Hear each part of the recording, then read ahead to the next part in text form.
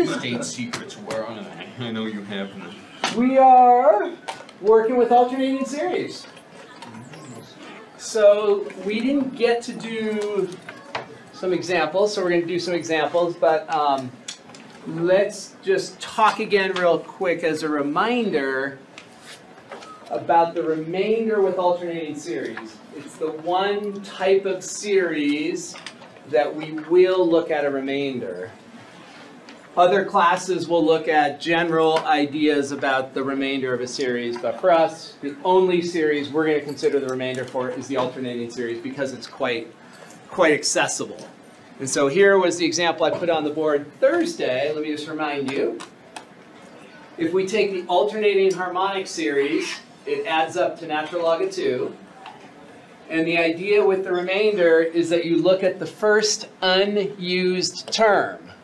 And so if we were to add these first two terms together, then the remainder, so all the rest added together, the whole tail, we are going to be within 1/3 of natural log of 2. If we were to add the first three terms together, then we would be within 1/4 of natural log of 2. So the cool thing about the remainder for an alternating series is you just look at the next term. And here's the visual for it. So if it's an alternating series that converges, it's going to oscillate about the value that it converges to. So if we add up the first n digits here and we're above the value that it converges to, that means the next term is negative, and that's going to drag us down below, and then the next term is positive, would drag us above, so we get this oscillation. And if you look carefully, this whole distance right there, that whole distance, that is the next term, right? That's the magnitude of the next term. If S sub n puts you here, then A sub n plus 1 is going to have a minus in front of it, and it's going to drag you all the way down there. Yet the remainder is just this distance. Right there's the remainder. The remainder is the distance from S sub n over 2 down to the actual sum of the series. So you can see that A sub n plus 1 is bigger than the actual remainder. But it's close enough that it gives you a good approximation. So that is the idea. So let's take a look. So here it says, determine how many of the following convergence, how many terms of the following convergence series must be summed so that the remainder is less than 10 to the 4. So the idea here is that if we can find the term that first dips below 10 to the negative 4, we're going to add everything up in front of it. That'll be our remainder term. So if we want the remainder less than 10 to the negative 4, we want to figure out, well, what term has a value smaller than that? And then we just add everything up in front. So let's go ahead and take a look at A sub n. So A sub n is going to be 1 over n. So remember that the switch is not included when you talk about A sub n. The switch is just separate. So when we're talking about A sub n for an alternating series, A sub n is always positive. That is not part of A sub n. So A sub n is right there. We want to know, when is this less than 10 to the negative 4? That's what we want to know. We want to find the n value for which that is true. Okay. So we just have to solve this inequality. Let's first rewrite this as 1 over 10 to the 4. Let's get some positive exponents in there. We want to know, what's that n value? So then we come up here. We can cross multiply. So move the 10 to the 4th to the left. It's positive. N is positive. We don't have to do that. So n, if we rewrite this without an exponent, 10 to the 4th,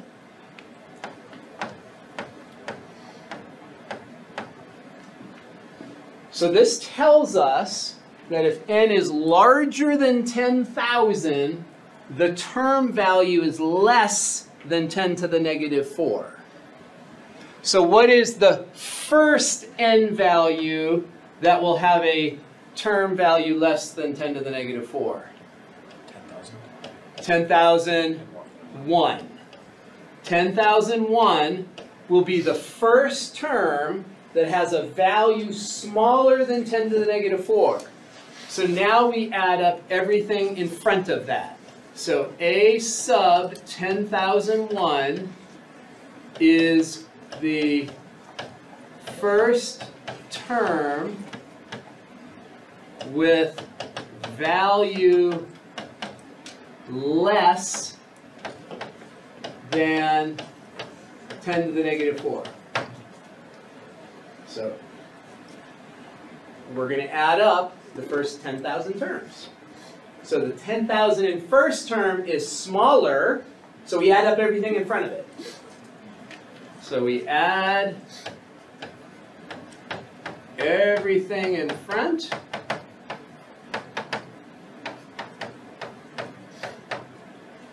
Which means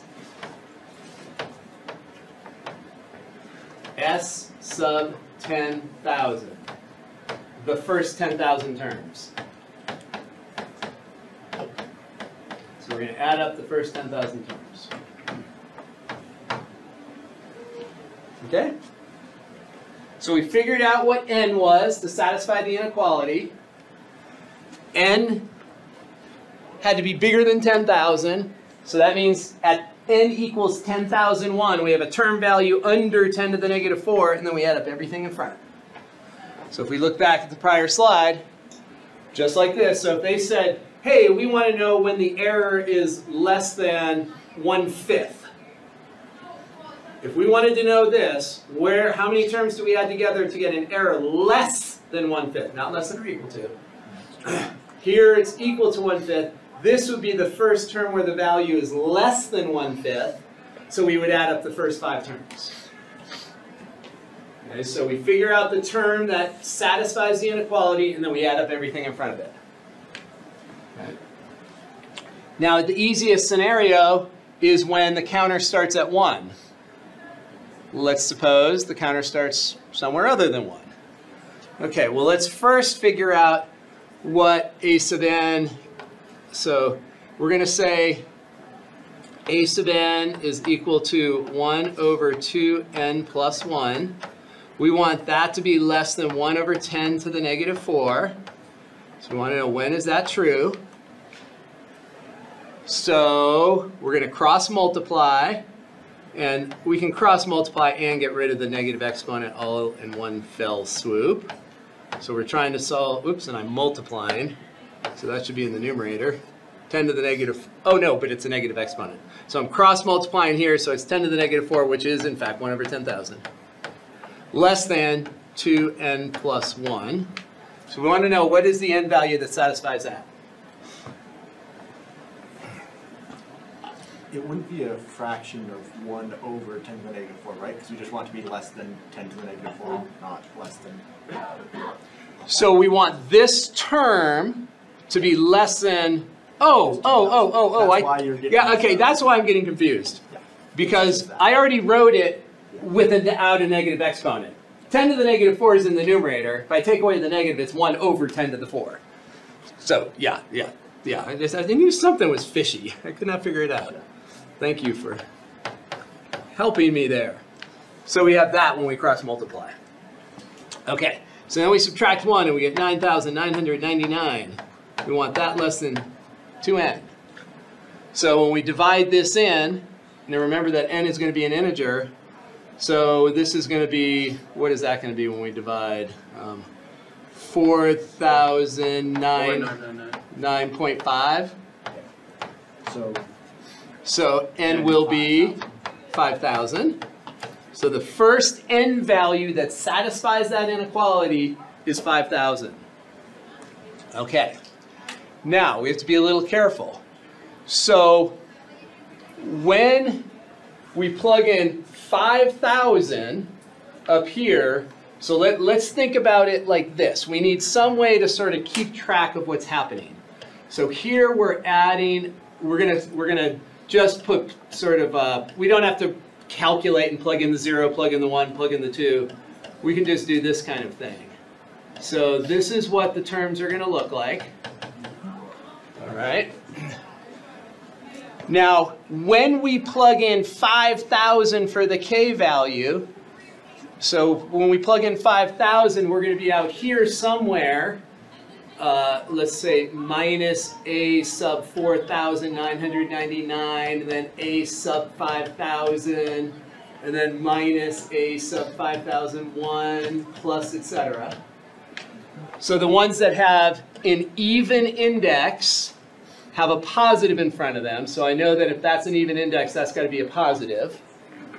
And so we're plugging in k equals 5,000 to get this term. So the first term that's less than, let's use a different color. So this term right here is less than 10 to the negative 4. So we have to add up everything in front of that. So we're going to add up all these.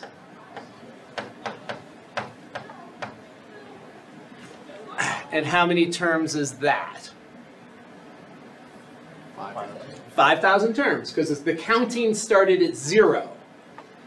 Right? So this is the 5,000th term since it started at 0. So we are going to add up the first 5,000 terms, or if you wanted to abbreviate that, you could say S sub 5,000. So you're adding the first 5,000 terms.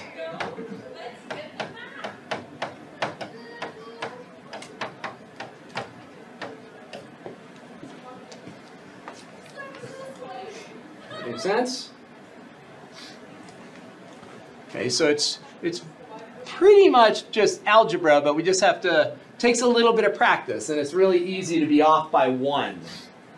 So having a visual is super helpful if you think about a generic visual of what's happening with your sequences, with the sequence of terms, with the series. So let's take a look at this one. So this one starts at 1, so that's going to be the easiest case again. So let's write it out generically though. So when the first term is a sub 1, we're going to plug in a 1. And then when we plug in a 2, we get a sub 2. Plug in a 3, we get a sub 3. The minuses, again, are going to be associated with the, or in this case, are going to be associated with the even terms, right? The even indexed terms. Is that right? When we plug in a 1 there, it's positive. When we plug in a 2, it's negative. So it's going to look like this generically. We want to know when is that under 10,000. So a sub n is 1 over n squared. We want to know, hey, when is that under 10 to the negative 4, i.e. 1 over 10,000? We cross multiply. So we want to know when is n squared bigger than 10,000. What's the square root of 10,000? 100. So we want to know when n is bigger than 100. The first n for which this is true? 101. That's the first n. So if we plug in 101 right here, plug in 101, so let's get out here just to draw a generic picture. So we're going to have before a sub 101 is a sub 100, and then a sub 101, and then a sub 102, etc. Let's get the signs correct. So in front of the evens is where the minuses show up. So that's going to be a minus, that'll be a plus, that'll be a minus, and then that'll be a plus. Okay, so when n is 101, that term is less than 10 to the negative 4. Here is where n is 101, so this is less than 10 to the negative 4. So that means add up everything in front.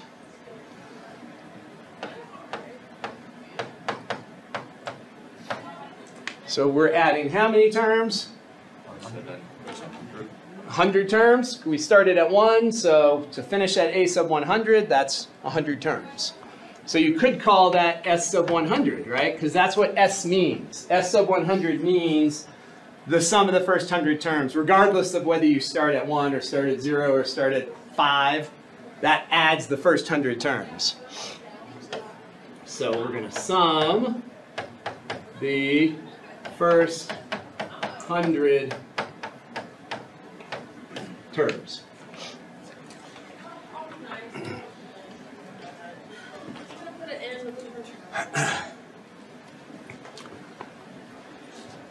All right, let's try one more. So again, it's super helpful to do just the generic expansion just to sort of give you a visual. So if we look at this, we're going to have an a sub, let's see, this starts at 0. We're going to have an a sub 1, an a sub 2, etc. Let's check out the minuses and see where they are. When we plug in 0 here, that becomes positive 1. So it's positive, then negative, then positive, then negative, etc. So that's how it starts. We're going to say a sub n, the nth term, no, I shouldn't call it the nth term. The a sub nth term, right? It's not necessarily the nth term. It's when k is equal to n. Like it depends on what this starts at, whether it's truly the nth term. So a sub n is just going to be this thing with an n plugged into it. And we want to know when is that less than 1 over 10 to the 4. Want to know what n value, the first n that satisfies that. So we do our cross multiplication.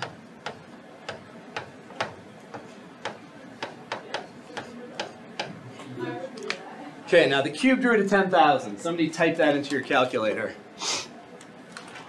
That's clearly not a perfect cube. So what integer, what just tell me like to 1 decimal place. 21.5. So we want this scenario when we take the third root of both sides. And then we subtract 1, so we get 20.5. Then we divide by 2, and we get 10 1/4. So we want n is an integer, positive integer, so n is going to be 11. So n will be the first n that satisfies that inequality is n equals 11. All right, so now we know that we want to be out here where the subscript is 11, close to 11. So we're going to get out here, we're going to have an a sub 10, we're going to have an a sub 11, we're going to have an a sub 12, and then some dots. Yeah, but we started with this. And then we want to make sure our signs are in the right place. So the minuses are in front of the odds, and pluses in front of the evens. So it'll look like that generically. And then we said when n is 11, so here is when n is 11, this is less than 10 to the negative 4, so we want to add these. How many terms is that? 11 terms. So S sub 11 is our answer, or the first 11 terms. So k was 2, we'd be adding. Say that again? If k was 2, we'd be adding up 9 terms. If k was 2, Like k equals 2 of that word. if this started at k equals 2? Yeah. So if it started at k equals 2, then we'd have a sub 2, a sub 3, and we'd be adding, how many terms did you say? 9.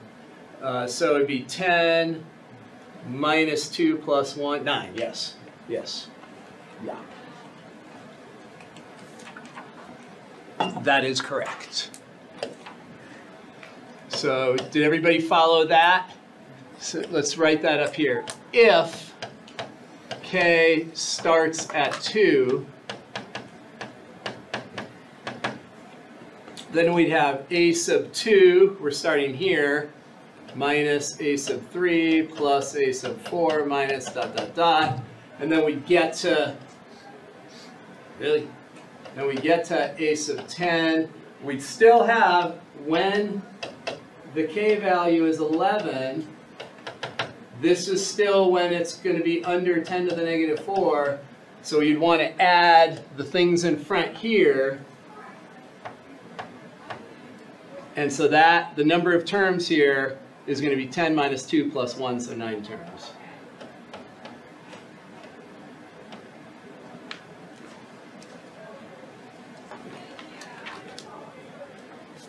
Yeah, so it all depends on, so we would call this S sub 9. So a lot depends on whether you start at 0, 1, or 2.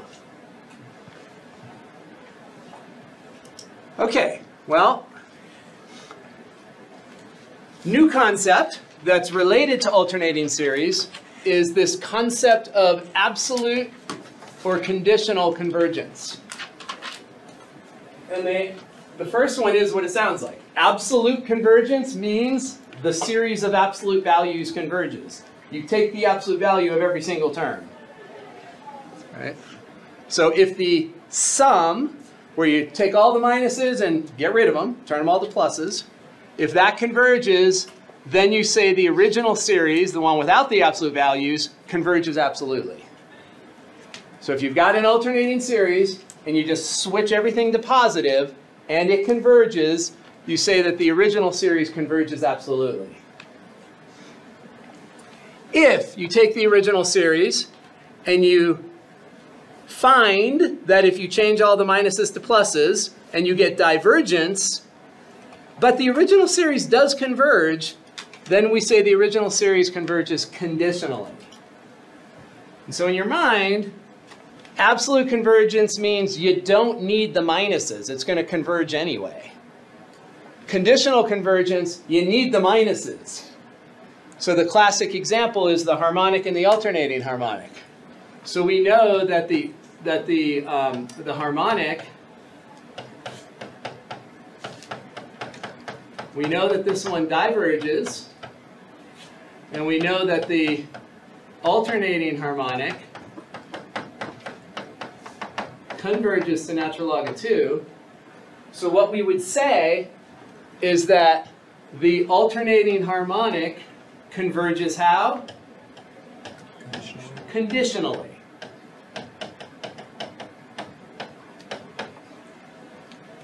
Should be 2 L's. So the alternating harmonic converges. If you have an alternating series that converges, you then classify that convergence. Once you know that your alternating series converges, you can say that it either is conditional or absolute.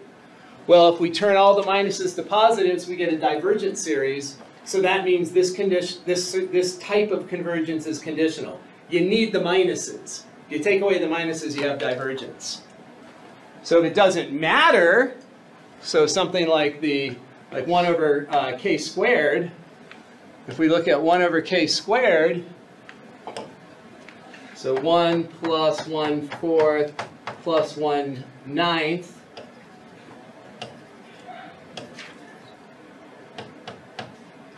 plus etc. This we already know converges. This one converges to pi squared over 6. Doesn't matter what it converges to. I think it's pi squared over 6. Doesn't really matter. It converges to some number. So then if we looked at the alternating series for this one, oh, and, well, I guess it doesn't really matter. We get that this also converges to some number. So here we have 1 over k squared. Here we have a switch in front of it. So 1 over, depends on how we start our counter. This is going to start at 1. If that starts at 1, this is going to be a k plus 1. So both of those converge. What type of convergence is this convergence classified in? So this one converges, so that converges Absolutely. absolutely. because if we take away the minuses, we still get convergence. So if you take away the minuses and you still have convergence, the original classification is absolute convergence. Okay. And this is, I alluded to this weird theorem that when you get into higher math, you'll talk about taking a series and rearranging the terms. And if you have a series that is conditionally convergent, you can actually rearrange the terms so that it converges to any number you want, or you could actually rearrange it so that it diverges. So when you have an infinite number of terms and you rearrange things, things can get very strange. If you have an absolutely conditional, an absolutely convergent series, no matter how you rearrange it, it will still converge to the same thing. So an absolutely convergent series can't create anything really weird. But a conditionally convergent series has a bunch of weird math behind it. Okay. If a series converges absolutely, then it must have regular convergence. Yeah? Well, what about the alternating series of the n, saying 1 plus 2 minus 1 minus 2 plus 3 minus 4 plus 5 and so on? So that series diverges, but we wouldn't say that it absolutely diverges. If a series diverges, it diverges. There's no classification of divergence. So that series still diverges? Yes. Yeah, so 1 minus 2 plus 3 minus 4 plus 5, that series diverges by the divergence test. The terms are not going to 0 in magnitude, so it diverges. And then if you turned it all to positives, it still diverges. If it diverges and then you make everything positive, it's just going to diverge in a different way. Worse. You could say worse. Or it's absolutely divergent. Going away. So if we think about the classifications, the idea is that we have an infinite series. It's either going to converge or diverge. And any absolute series that converges, if there are minuses in it, then you can classify the convergence further. If there's no minuses, then convergent and absolutely convergent are the same thing. But if there are minuses, you could then do this extra classification. Yeah? And if it alternates in a way that's not with a switch, like if you had Yeah. the like 1 minus, then 2 minuses, then 3 or something. or a way with like, you know, it doesn't quite alternate exactly. Or like maybe you it's have- every fourth term is like- negative. Yeah, or like -2 or negative k squared Mhm. plus 1 in the denominator or whatever, where it doesn't actually Alternate. exactly. It still works though. Yeah, so this is any infinite series with negatives sprinkled throughout, but not necessarily systematically like an alternating series. If there's any minuses whatsoever, and it converges, you can then classify that convergence. And one more thing, you said Sure. you can rearrange a conditionally convergent series to anything you really want it to be. Yes. But then you have it equal to, the alternating harmonic is equal to ln2. Is that just because if you keep them in the original order, Yes. they converge to that? Okay. Yeah, so if you take the alternating harmonic and you create some weird Yeah. rearrangement of it, you could make it converge to pi, or any number you want. Now, But- making that happen is very hard, to pick a rearrangement that does it. But we would say that it's equal to ln2 because if you just take the terms in order. In that's what you order. get to. Yeah, exactly. So this is, yeah, if we take that original alternating harmonic, leave the terms as they are, it will go to natural log of 2, the alternating harmonic, natural log of 2. But if you start rearranging them and do like 1 plus, then 2 minuses, then 1 plus, and then 3 minuses, then 1 plus and 4 minuses, like, you know, you can create weird things. All right, so determine whether the following series converge absolutely, conditionally, or diverge. All right, so first, we acknowledge that it's an alternating series. If it's an alternating series, there is one test, the alternating series test. All right, so that's how we're going to test it.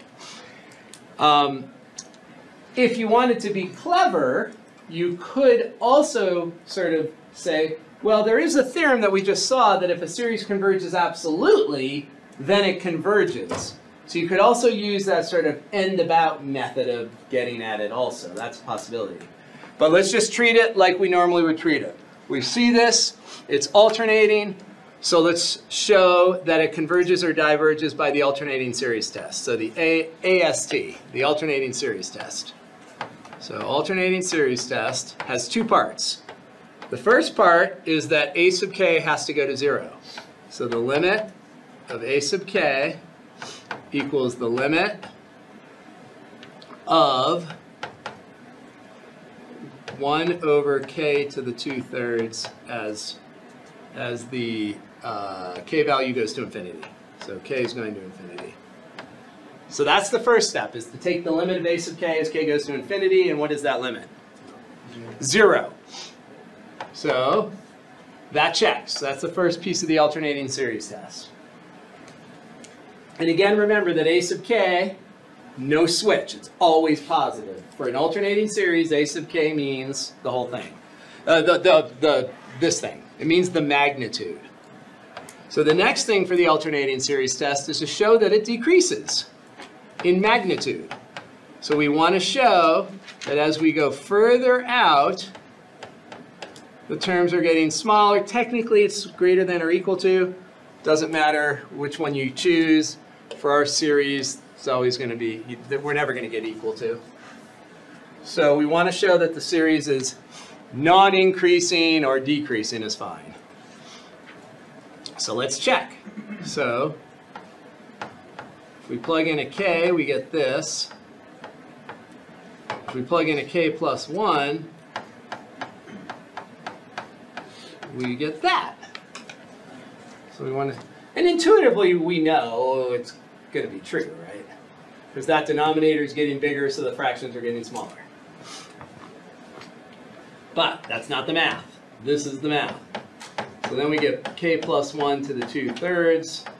We're doing cross multiplication. Everything is positive, so there's no inequality switching.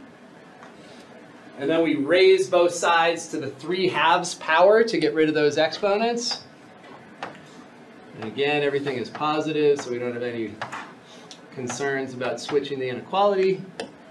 So now we get k plus 1 greater than or equal to k. And then we get 1 bigger than 0. This is true. So that checks out.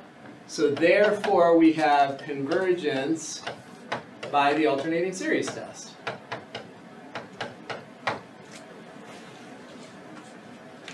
That means we can now classify the convergence. If we have an alternating series, or any series with negatives, that converges, then we ask the question, is it absolute? So to consider the absolute convergence, we take the original series, and all we do is ditch the switch. So there is our absolute value series. This is what type of series? A P series. How do I know you know it's a P series? You're going to write P equals 2/3. Now I know you know it's a P series. For a geometric series, you would write R equals whatever it's equal to, and then I know you know it's a geometric series. And we compare this P value to what number? 1. 1. It's less than 1. Therefore, diverge. Therefore, the original series converges how? Conditionally.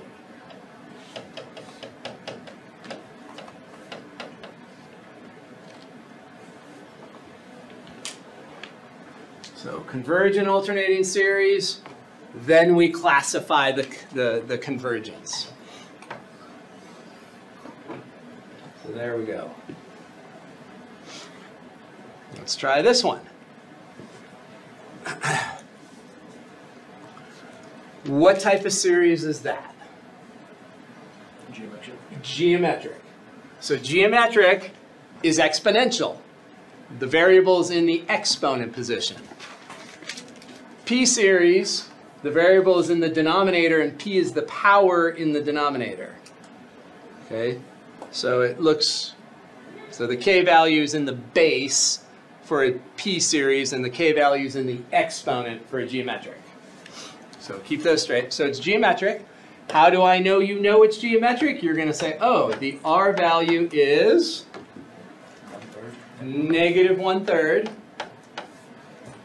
The absolute value of r is 1/3, which is less than 1, which means, for a geometric series, convergence. So remember this dichotomy. At magnitude of the common ratio less than 1 for convergence. Up here, p-value less than 1 is divergent. Right? So we've got that dichotomy. And that's again because this, we're analyzing a numerator here. This is negative 1/3 to the k up in the numerator. Whereas here we're analyzing a denominator. So that's why they're opposites. And then you know it's then absolutely convergent because it's less strict for a alternating series if this is alternate. This is. So I think what you said matches. So now we look at the series of absolute values. Well, this has the same magnitude for the r value.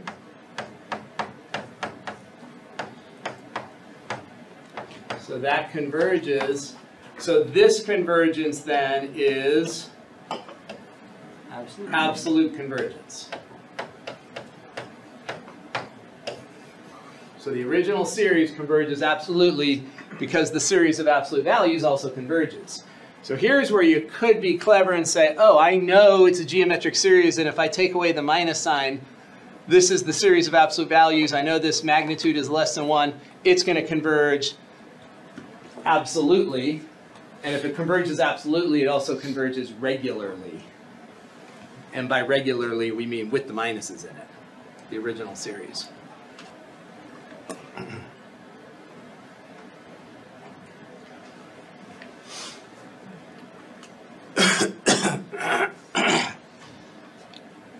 So,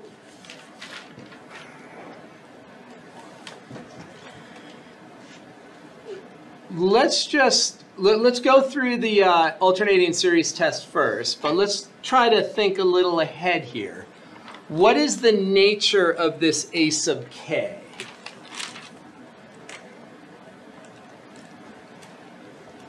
This 1 is clearly insignificant. If you add a 1, that, and then the square root of k to the 6 is k to the 3. K to the 2 over k to the 3, cancel a k squared. It's going to act like 1 over k. So this is going to act, the a sub k is going to act like 1 over k. So what are we expecting here then? Are we expecting regular convergence, so including the minuses? Conditional. So the alternating series will converge because it's like the alternating harmonic. Right? If this is like 1 over k and we have a switch, then it's like the alternating harmonic. So we should expect regular convergence. But then when we go to analyze absolute or conditional convergence, we take away the switch.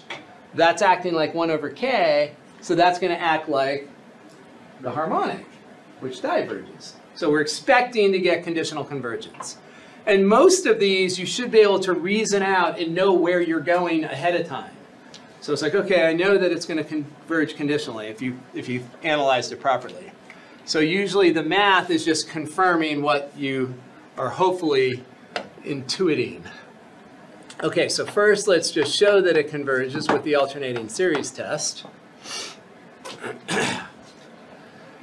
So now in a case like this, there is no shortcut. Conditional convergence, there's no shortcut. Absolute convergence, there's a little shortcut with that theorem, but not with conditional. So, alternating series test, there's 2 parts. We first take the limit of a sub k as k goes to infinity. So this is the limit of everything except for the switch. And so here there's going to be a subtlety in taking this limit. You clearly have a L'Hopital situation if you wanted it. It's infinity over infinity, but taking derivatives with that square root is going to be a pain in the neck. and then you're going to have to do it again. There's a much simpler way, and this is a trick that you should have seen in Calc 1. When you have a square root in one part of the fraction, the best strategy is to create a square root in the other part of the fraction, because then you can make one huge square root. And the limit can stealthily move through square roots. And we are dealing with all positive numbers here, so the square root of k to the fourth is in fact k squared. We don't have to worry about any of that weird absolute value stuff. Everybody agree with that? So we build the numerator up so that its square root puts us back where we started, and now we can do this whole thing where we move the limit inside like that. And there's a few ways we could do this. We could divide everything by the highest power of k. If you do that, you get 0 over something, right? 0 divided. So if we divide by the highest... 0 divided by something, it's 0. So I guess that's 0 divided by something that's not 0, it will be 0. Sometimes people divide by just the highest power in the numerator. It kind of depends. It does not matter. Like if we divided, it's just a slightly different limit analysis in the end. If we divide by k to the 4 everywhere, we would have this, and that's going to go to 0. This is going to infinity, so the denominator is going to infinity, the numerator is constant, so that would go to 0. So you could do it that way. Or you could divide everything by k to the 6, and if you divide everything by k to the 6, you're going to have a 1 over k squared up top, and down below you're going to have a 1 plus 1 over k to the 6. And here we've got that going to 0 and the numerator going to 0. So that's going to mean the whole limit is 0 because the numerator is 0, but the denominator is not 0. The denominator is 1. So that will be 0. And similarly up here, the 1 over k to the fourth is going to 0. And you have a constant over a fraction, over a denominator that's going to infinity, so that will also go to 0. So it doesn't really matter which you divide by, the highest power that you see, the dominant term, or the dominant term in the numerator. Either of those will work. So that is our first step for the AST, for the alternating series test. So the second part for the alternating series test, we want to show that the terms are decreasing in magnitude. So we want to show that as we go further out, the terms are getting smaller or equal. Again, for us, it's always going to be smaller. We're never going to have an equal to there. That's a very hard thing to create. Now, so it says here there's a hint to use calculus. So we have two ways. We can do it the algebraic way, which we just did a couple of times, or we could use the calculus way. And we know that if a function has a negative derivative, the function is decreasing. So we're thinking about creating this continuous function. So let's think about this function, f of x equals x squared over square root of x to the 6 plus 1. So if we can show that that function has a negative derivative, that shows that the terms in the sequence are decreasing. The sequence of terms is decreasing. The magnitude is decreasing. So let's do a derivative and just see what happens. So it's a quotient, so we use the quotient rule. So we're going to do low, that's the denominator, low, oh my gosh, times the derivative of the numerator, so low d high, minus high, and then d low. So the derivative of the denominator, we have to use the power rule first. So we're going to have 1/2. Do you hear that, Bryce? No. So the negative 1/2 times 6x to the 5th.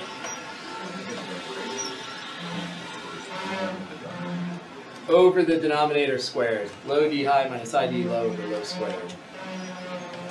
Let's double check this derivative. So derivative of a fraction, low, d high, minus high is x squared, the derivative of a square root. Bring the half down in front, subtract 1 from the exponent, and then multiply by the derivative of the base. All look good? So now we have to simplify that. Or at least show somehow that it's negative. The easiest way here, in my opinion, is that if you think about that as a fraction, let's get rid of that denominator. So in other words, if we multiply up and down by square root of x to the 6 plus 1. So if we multiply everything through by x to the 6 plus 1, that's just multiplying by 1. And what that will do is create this. That square root of x to the 6 plus 1 comes over here, and we're going to have x to the 6 plus 1 times 2x. And then here we're going to have negative, let's see, we can combine these. 6 divided by 2 is 3. X squared times x to the 5th is x to the 7. And isn't this to the negative half times this to the plus half, isn't that just 1?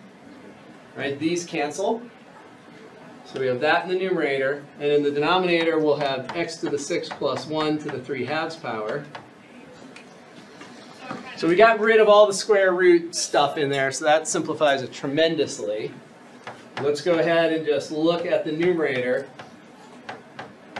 Do you agree that the denominator is always positive? And we're dealing with k's that are, 1 or more. So we're thinking of x's that are greater than or equal to 1.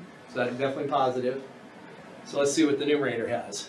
So this is going to be 2x to the 7 when we distribute, plus 2x minus 3x to the 7. So this will be minus x to the 7 plus 2x divided by that.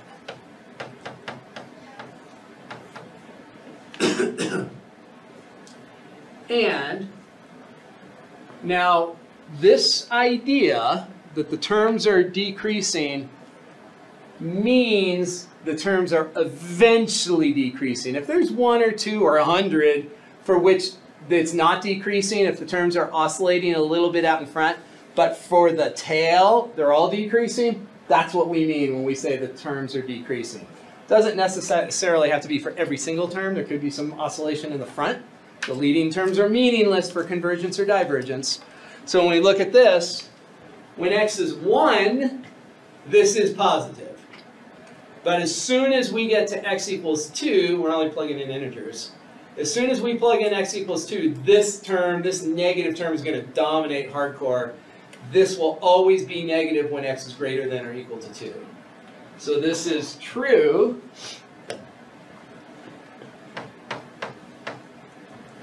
for x greater than or equal to 2. A lot of times what we use is the word eventually. It's eventually true.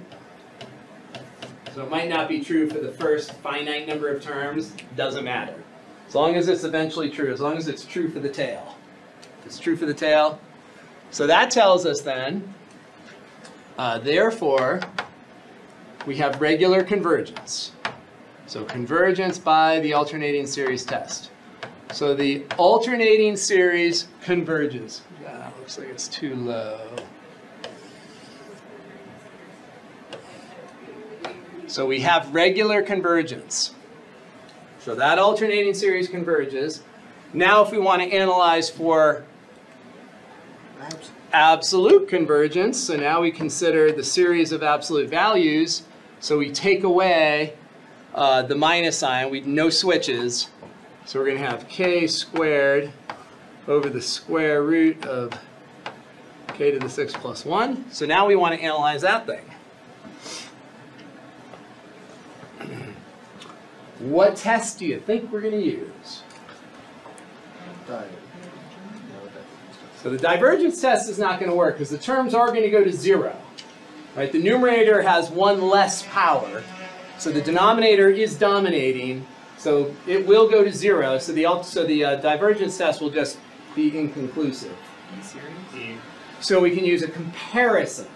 Like we said already that this is going to act like 1 over k. Right? Isn't that how when we do that analysis and we kind of get rid of the insignificant terms, that whole idea is how we pick our b sub k for our comparison. So we are going to choose a b sub k that's 1 over k. How did we get that? We get rid of this 1 and then simplify. That's how you find your b sub k. Your b sub k is found by eliminating insignificant terms and simplifying. All right, and this tells us that, the series that we're choosing diverges or converges? Diverges. So this is a p series equal to 1, or you could say that it's the harmonic. There's a couple of ways you could say it.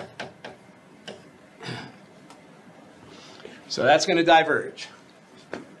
So now, to prove that this one diverges, we first are going to try, if we're doing comparison tests, we always try the direct comparison first.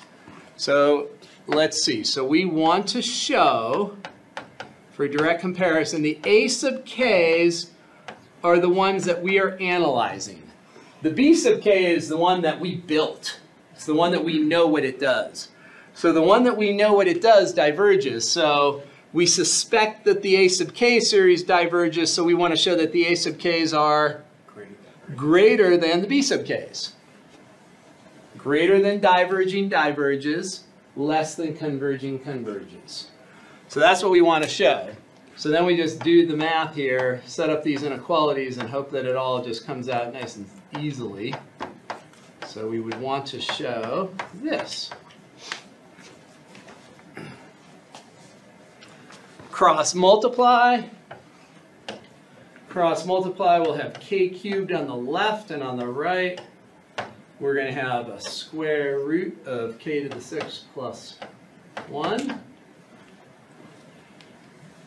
Everything's positive. We can square both sides, not worry about the inequality sign, so we'll get k to the 6th.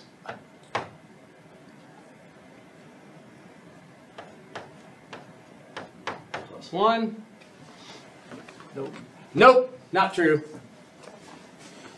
So what do we do when the direct comparison works? Doesn't work? So then we go to the limit comparison test. So if the direct comparison doesn't work, now let's think about why it didn't work. This denominator is got the plus 1 in it. So it's got a bigger denominator, which means a smaller fraction value, not a bigger fraction value. So if that was a minus 1, it would have worked.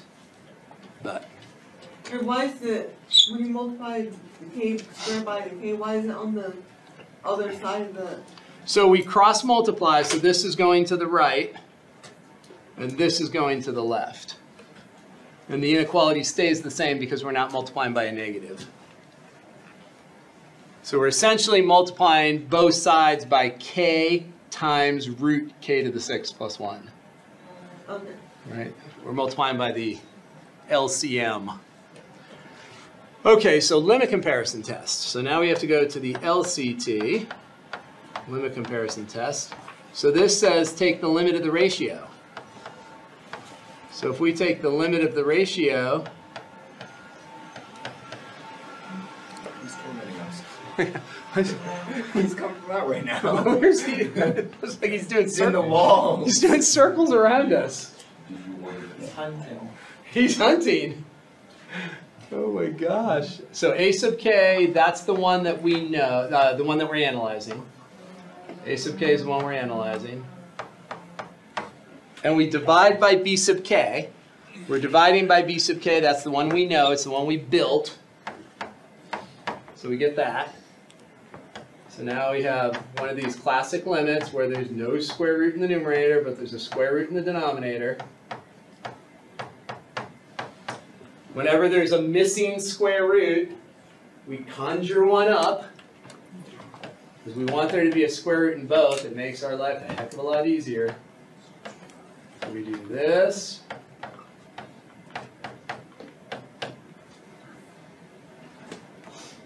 Then the square root can pop to the outside, or you can think of the limit as moving inside the square root.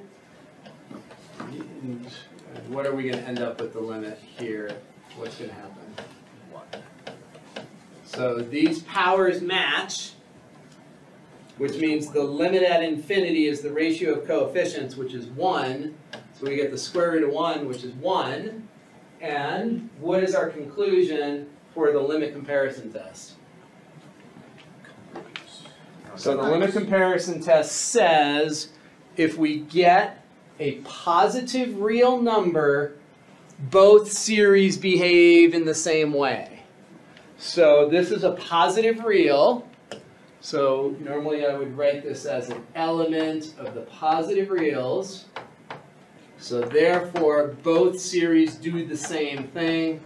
So both series are going to diverge. Since the 1 over k series is the one we chose and it diverged, so then the a sub k series behaves similarly. So if you're getting a constant with this limit, it just means that they're sort of linked together. They're both trending in the same direction. If you get a 1, does it mean they behave like exactly the same or something? Because it ends up at like, they both go at exactly the same rate, which is why the limits go to 1, or? That's a good question. I haven't thought about that. Because like, it can go to any positive real, but if it goes to exactly 1. Yeah, then they're sort of, like they're moving at the same exact pace. same thing. Yeah. Different starting points, so it's Yeah, they're kind of like a shift. I gotta think about that. That's a good question. You know, It doesn't really matter, but. It doesn't really matter, but it's interesting. Yeah. I want to think about it for convergence. I'm curious. Just imagine this start coming in and cleaning inside the room.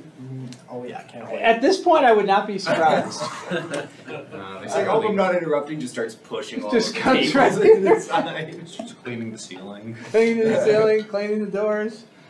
Can that thing fit through the door? I don't want him to find out. I think I'm good. They're just gonna have one parked there now. They're gonna have one in every. Yeah, we're gonna have like a Roomba just like going around the room. It turns on, but it's so large it just eats students. Oh my gosh, it'd be so easy to grade.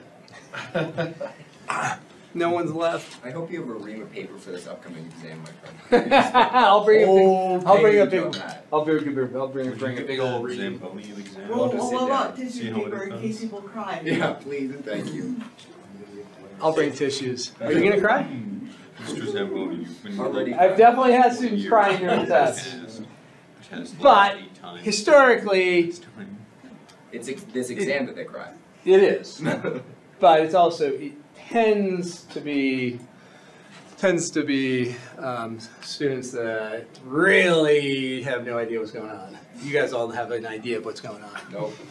So That'd be funny if there's like a very important test and like so important they like provided tissues for people who cry. yeah, that'd be so funny. It'd be so sad. I'm fairly certain we had. What do you guys think about this series? Converge? First, just straight convergence. Converge or diverge? False. No. So it's an alternating series. So in your mind, for an alternating series, if it's an alternating series and the terms are going to 0, it converges. Yeah. So alternating series test is super simple that way intuitively. If they're alternating and the terms are going to 0 in magnitude, it converges. Now, does it converge absolutely? No. Because we've shown that 1 over ln k, that denominator doesn't grow. It goes to infinity, but it goes to infinity slowly, so those fractions go to 0 too slow. So our hunch is that we're going to get conditional convergence here. So first we'll show the alternating series test for regular convergence. So we have to take the limit of a sub k, which is just the limit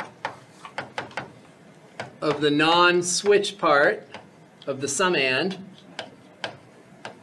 As k goes to infinity, that is 0. So first that checks. And then we want to show that it's decreasing. So we want to show that as we go out to a sub k plus 1, it's getting smaller, or smaller than or equal to, it does not matter. So we want to put in our ln of k here. We want to put in this over here. And we don't know, is that true? Cross multiply.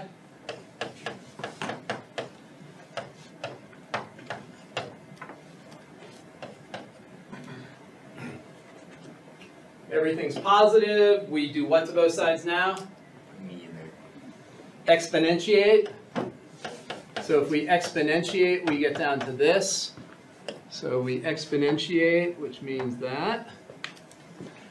And of course, that's true. So that checks. So therefore, we have convergence by alternating series test. So that's just regular convergence. We need the minuses in there. That's converging. And then if we want to show whether it's absolutely convergent, then we have to consider the series of absolute values, which means this.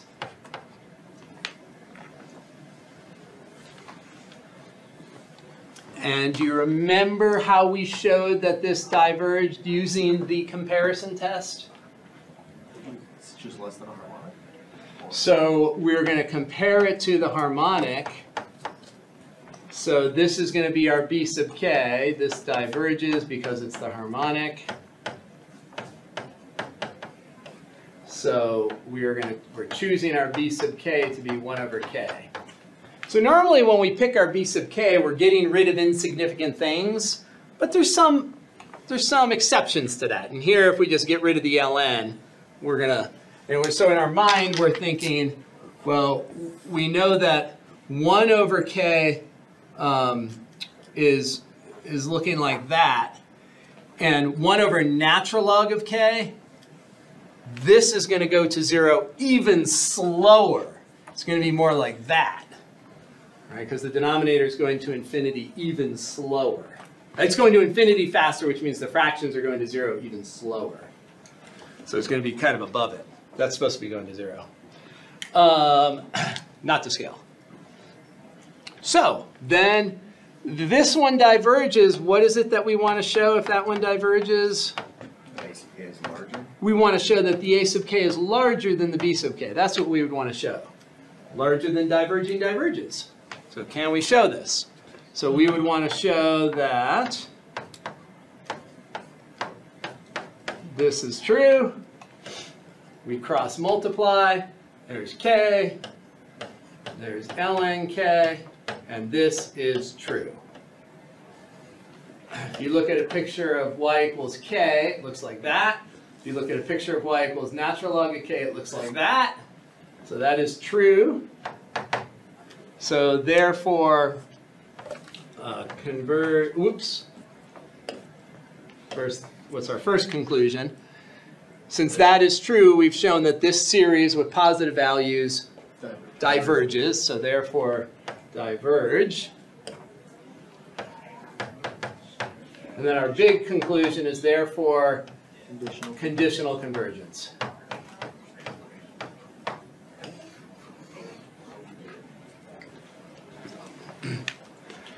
Does that make sense to everyone? Yeah. Makes enough sense. Enough sense for now? Enough sense to take a break? All right, let's take a 10-minute break. Take a break.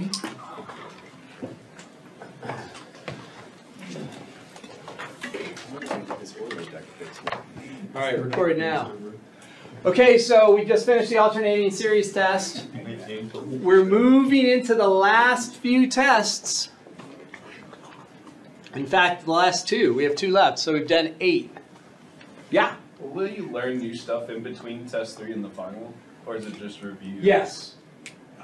But it's the easiest stuff. Great. It's only a couple of sections.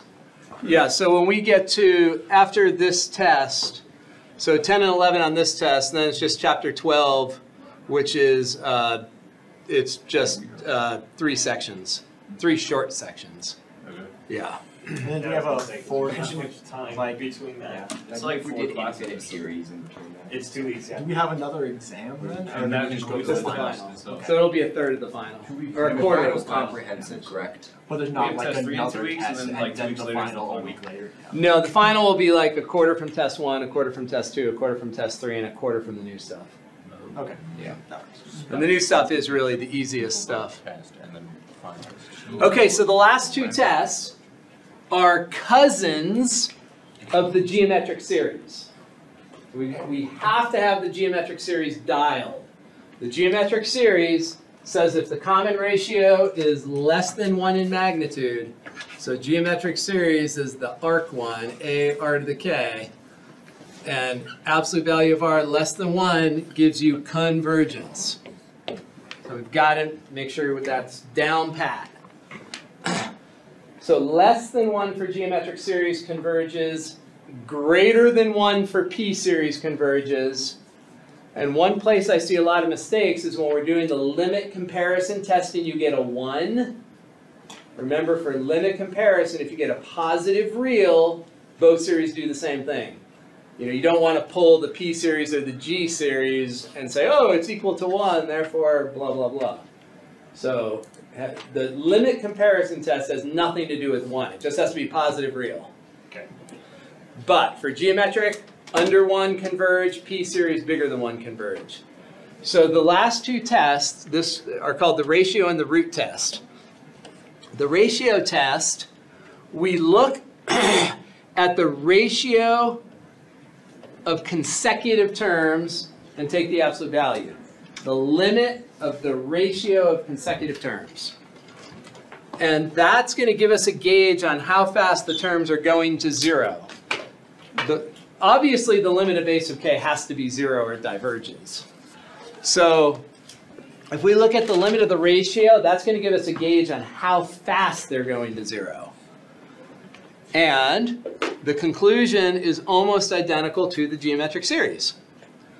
Less than 1, converge. Greater than 1, diverge. Now with r equal 1, the test is inconclusive. So that part's a little different than the geometric series. But the 1 comparison is the same as the geometric series. So why is it like the geometric series?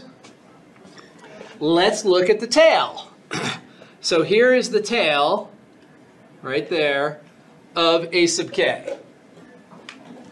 And if this limit right up here, if we think about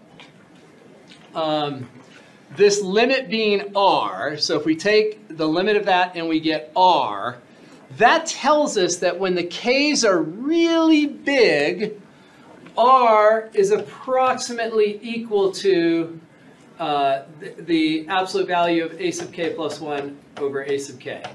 Do you agree with that? Mm-hmm. So when k is large, right? If the limit of this ratio is r, that means when you go way far out, that ratio is about equal to r, right? If you go far enough out, that's true. Well, if you multiply both sides by absolute value of a sub k, you get that. So this term right here, that's a sub k plus 1. It's about equal to that. And then you just bootstrap your way through. A sub k plus 2 is about equal to r times a sub k plus 1.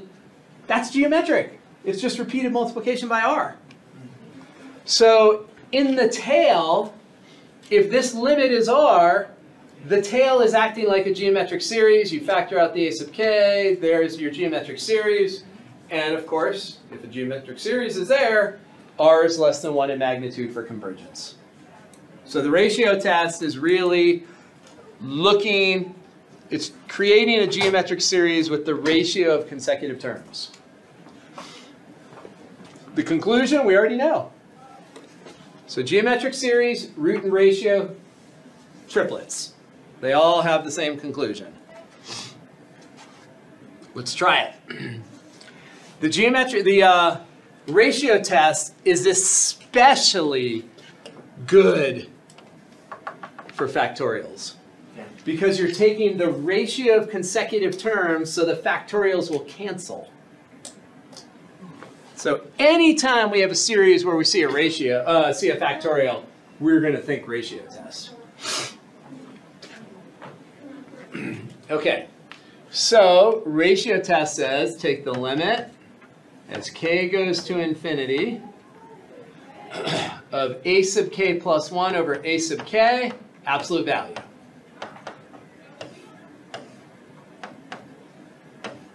So that'll be the limit. We take the absolute value, so that minus thing is going away. We're going to have a 2 to the k plus 1. This is a sub k plus 1. That's a sub k plus 1. We're dividing by a sub k, which means multiply by its reciprocal. And we got rid of the minus because we took it absolute value. Absolute value makes that switch thing go away.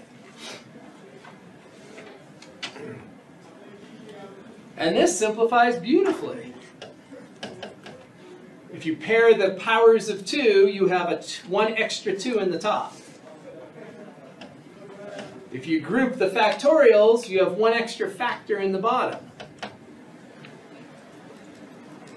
Is everyone okay with the k factorial over k plus 1 factorial being k plus 1 in the denominator? Everyone see that? So remember that k plus 1 factorial, right, we can keep subtracting 1 and put the factorial wherever we want. K plus 1 factorial is k plus 1 times k minus 1 times k minus 2. Right, so we can put the factorial wherever we need it. So it's kind of like this idea here. 5 factorial is the same as 5 times 4 factorial.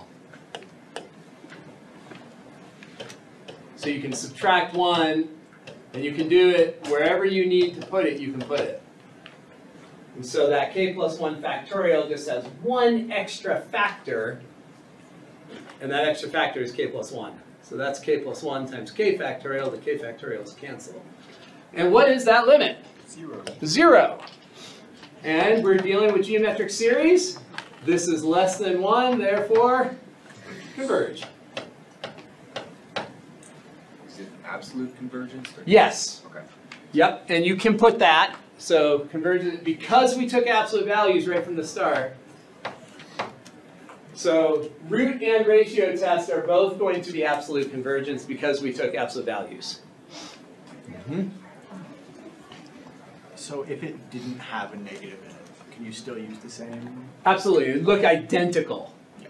It would look identical. But then you wouldn't say it converges absolutely because it doesn't converge absolutely. If it's all positive numbers, it's just redundant. Okay. You know, so you could say it. Could say it, You but could say it, They're but not you going to know, knock us points for No. saying it converges absolutely. Okay. because it is true. Yeah, would not knock any points off. So how about this one? So we do limit, and the root and the ratio tests are both, I would argue, some of the easier tests because they're, it's just a computation. And what's really important about the root and the ratio test is that these are the two tests that we're going to take forward to chapter 11. All the other tests we're going to kind of ignore for chapter 11. For chapter 11, root and ratio are the main ones that we take when we go looking at power series. Power series. Next week, power series. Woohoo! So here we end up with a sub k plus 1. So first we plug in the k plus 1 for all the k's. And we get that. There is a sub k plus 1. And the absolute value is meaningless here because everything's positive. And we're dividing by a sub k, which means multiply by its reciprocal. So we've got that.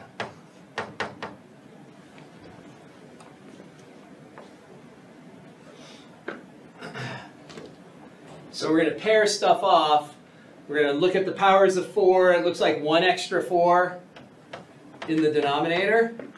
And then we've got this polynomial stuff that we can pair off. And I'm going to expand that numerator one to look like that.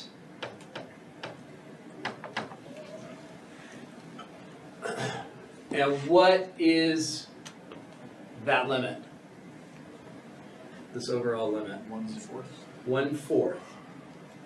Because the polynomial part, we have a k squared thing over a k squared thing, the powers match, so the limit's the ratio of coefficients, 1/1. If you want to do a little more math, you could divide everything by k squared, and then you have a 1 and a 1 and a 0 and a 0. That part goes to 1, 1 times 1/4 is 1/4. And once again, cousin of the geometric series, this is less than 1, therefore that's going to be absolute convergence. Here it doesn't really make sense to say absolute. You don't need to because it's all positive anyway. So we get convergence. Ratio test, yeah, pretty straightforward overall. Super convenient when you have factorials. So use the ratio test to determine. So once again, we're going to take the limit of absolute a sub k plus 1 over absolute a sub k as k goes to infinity.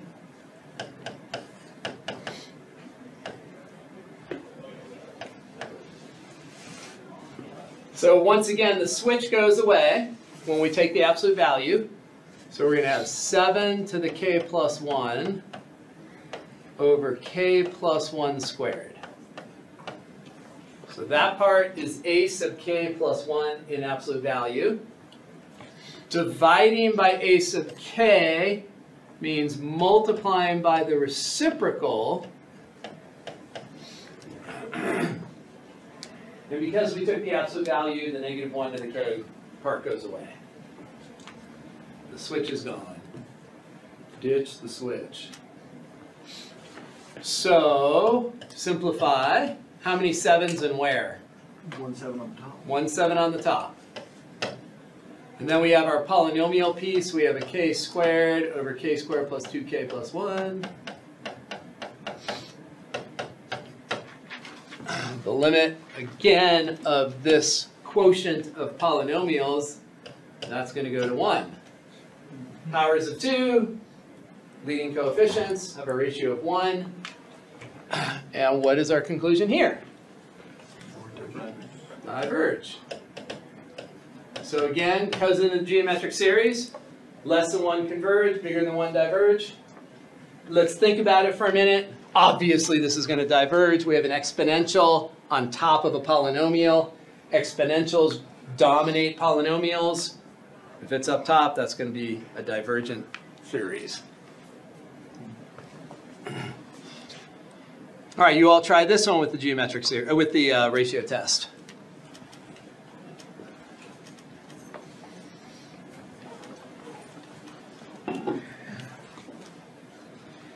Give it a shot.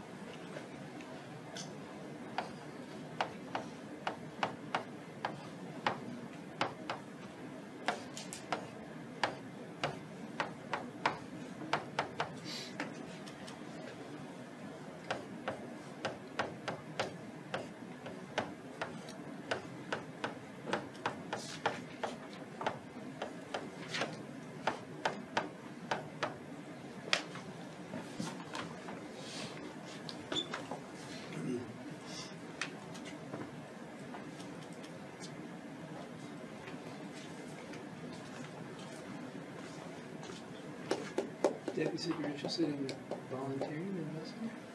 Yeah. Let's talk after class. Okay.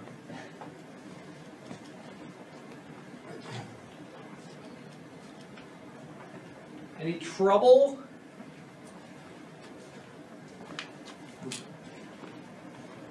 Did exactly what I thought it would. Converge or diverge? Average. Which is what we would expect because we see that factorial up top. So we always set up our a sub k plus 1 first. And then we're going to divide by a sub k, which means multiply by the reciprocal. And then we're going to reduce it by pairing off the like things. When we see the factorial, is it clear that we're left with 1k plus 1 in the numerator? Because k plus 1 factorial is going to be k plus 1 times k factorial. So the k factorials cancel. And then we have the polynomial part. We have a k to the 6th thing. And here, we don't need to get too gnarly. We know that that's going to be an expansion. It's going to give us a power of 6 on the leading term. So we know that the limit of this part is just going to be 1, 1.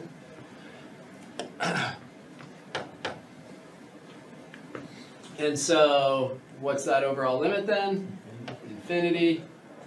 This is going to give us divergence. So if the limit is under 1, you have convergence. If it's greater than 1, you have divergence. Infinity is considered greater than 1. So Reminds one to infinity. the limit is infinity because the first factor here goes to infinity. Sometimes infinity is. Infinity times 1 is infinite. No, it's 2. Unlike infinity times 0, which is indeterminate.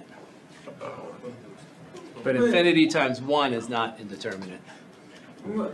Isn't the denominator have power of 6 still? Yes. So the numerator and the denominator both have a power of 6 here. So this part goes to 1. And then the k plus 1 is separate from that, which goes to infinity. And the k plus 1 is multiplied by that. You could also multiply this together if you wanted and write this as k to the 7 plus k to the 6. And you'll have a Which is top greater heavy, than- so it's still going to go to infinity.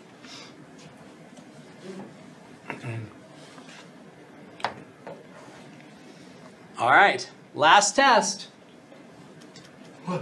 The root test. The root test is great if you have a power of k.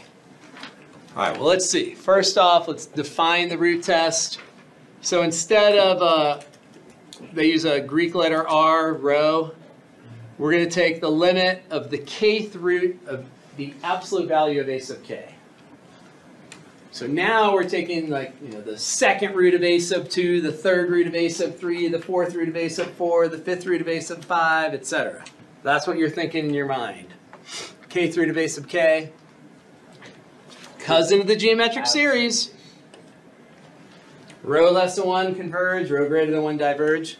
They just use a rho instead of an r to distinguish it so that it's root instead of ratio. All right. Why does it behave like the geometric series? What makes it a cousin of the geometric series? Well, if this limit here is rho, this says in the tail, so way out in the tail, rho is approximately equal to the kth root of the absolute value of a sub k. Which tells you, if you take the kth power of, if you raise both sides to the kth power, it tells you that the absolute value of a sub k, that's about equal to rho to the k. Which, if you replace k with k plus 1,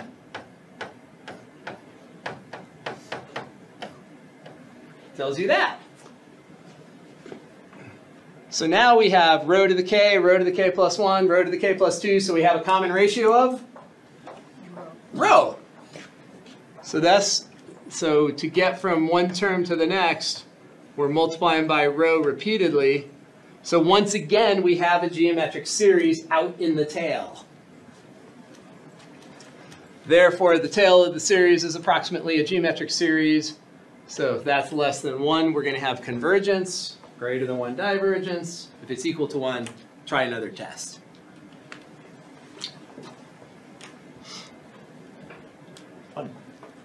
Yeah, so the root test works really well if you see powers of k, because it just wipes out that power right away. Doesn't always work, but that's the first thing you want to do.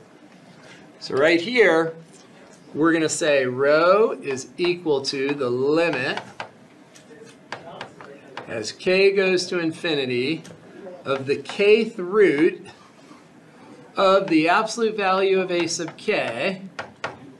So this will be the limit of the kth root. And we're taking the absolute value, so the absolute value is just going to ditch that switch in there. Ditch the switch.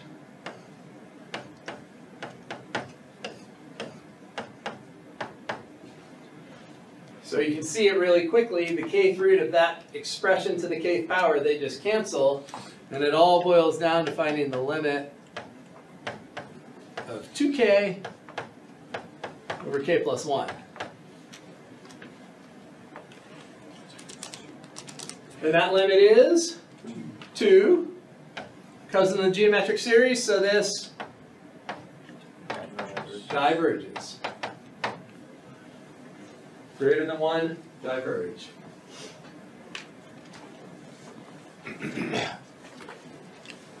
And that makes sense. If you go in here, and so first off, this is an alternating series, right? You could rewrite this if you wanted to be super precise about it being written as an alternating series. You would have that scenario. And does the limit of this go to 0? Right, the limit of the inside here is 2.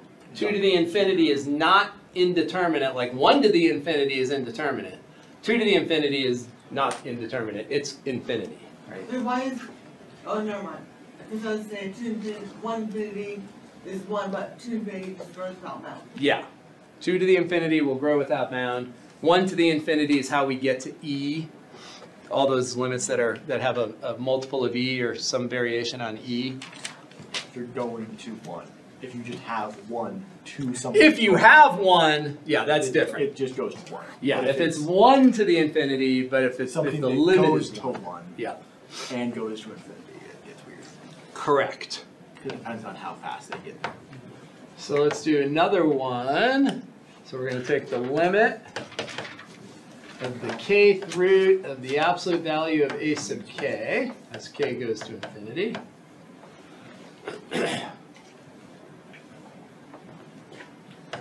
So this will be the limit of the kth root of, all right, there's no absolute values here that we have to deal with. But this kth root of a sub k just simplifies down really nicely to k divided by 2.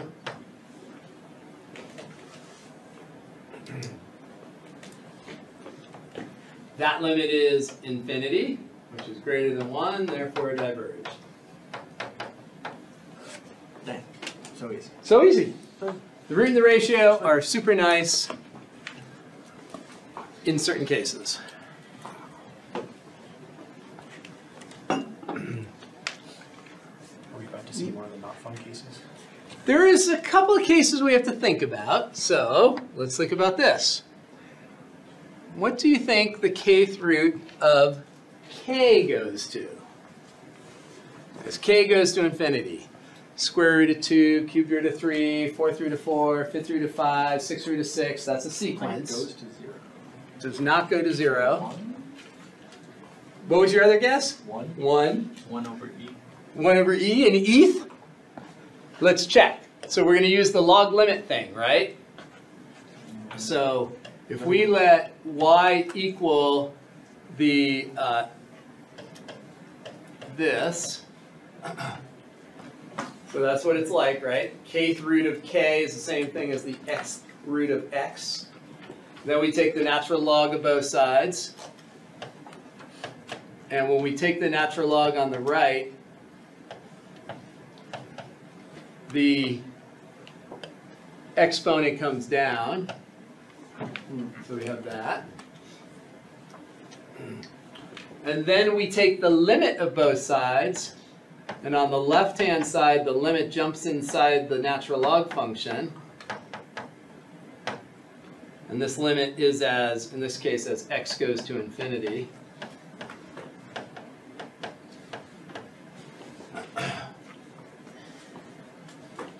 And if we write this as natural log of x over x, isn't that in a L'Hopital form already?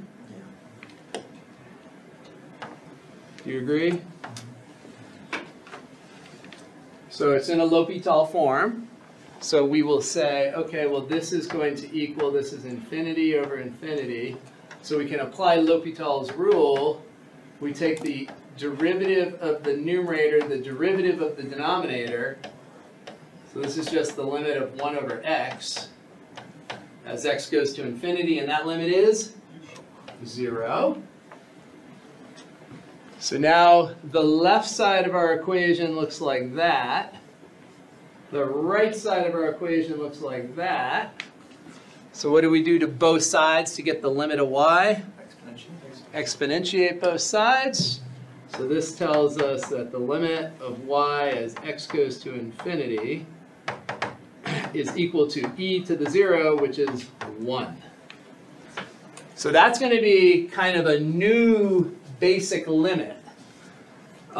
You'll see it come up from time to time. On the exam, if you see a kth root of k, you can just write that the limit of that is 1. So that's going to be just sort of another basic limit. Like the limit of 1 over x as x goes to infinity is 0. You don't have to prove that. We just proved that this limit is 1, and you can now use that. So let's take a look at this one.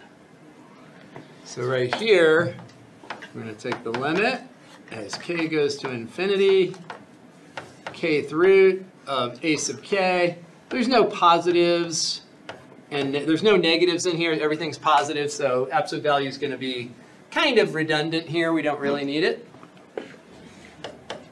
But we'll put it in just to start. So that's going to be the limit of the kth root of k over e to the k.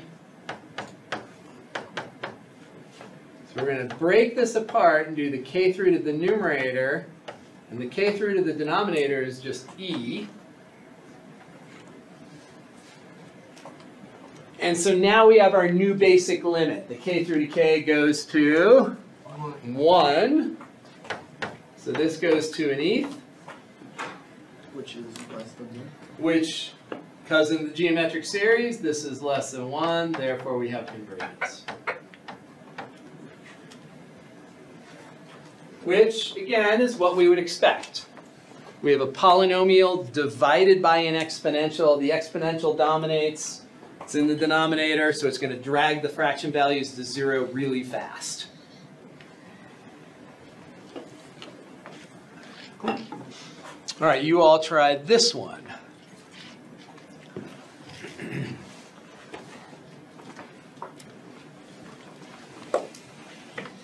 The absolute value will come into play in this one, so think carefully about the absolute value.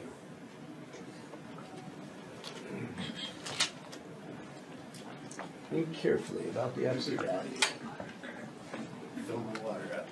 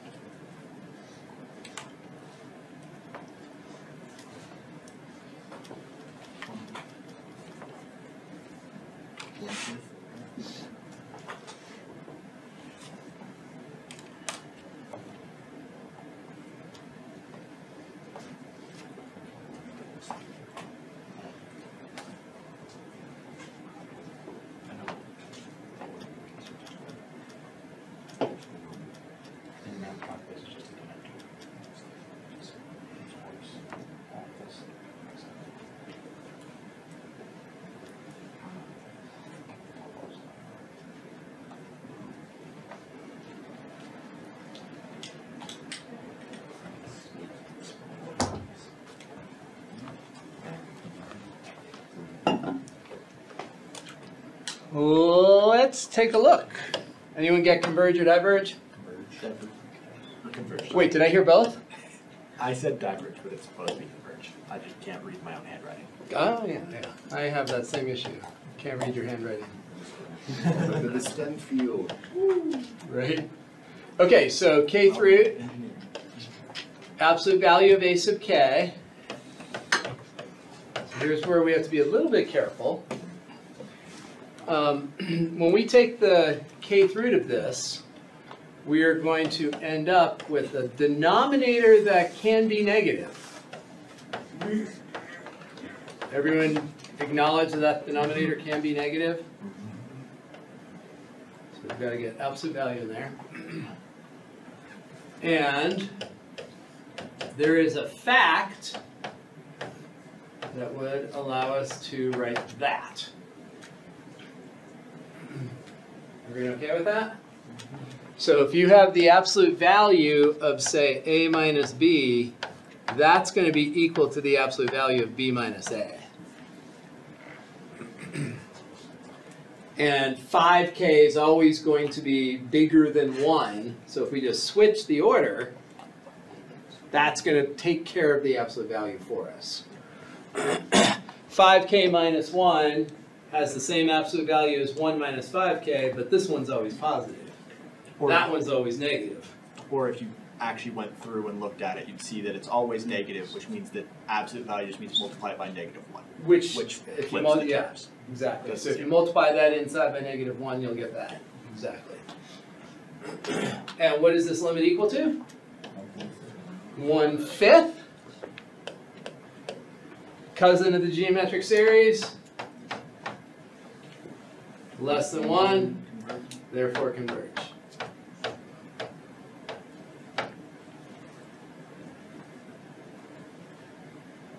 Root test. Sorry. The root test, not too bad.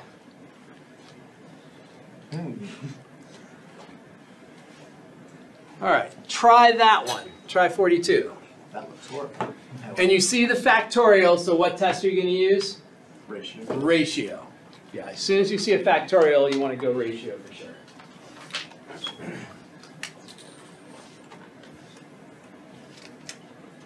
We also don't see any or k exponents, which would be a good reason to go. Say that We again. don't Don't see any k exponents. Which would be No, a good yeah, reason. so no root with there's no k exponent. Yeah. True. If you had both, which way would you go? If there's factorials, you always want to go root. Always. You know what I just said. If you see a factorial, you always go ratio. Yeah. Because with the root test, you can't cancel out a factorial. Yeah. Makes sense. So if we see a factorial, we always want to go ratio.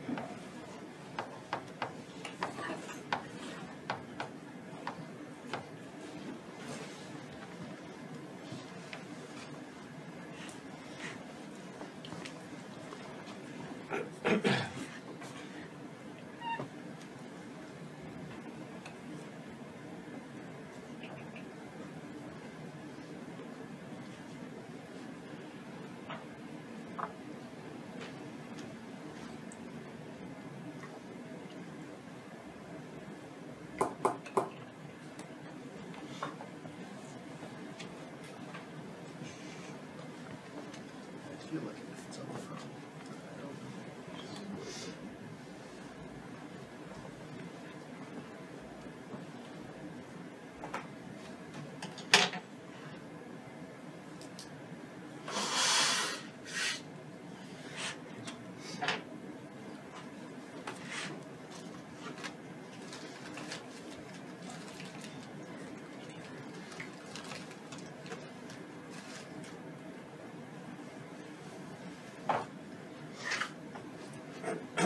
Anyone get there yet?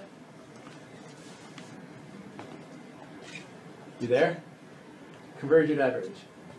Converge? Converge. I think it's something.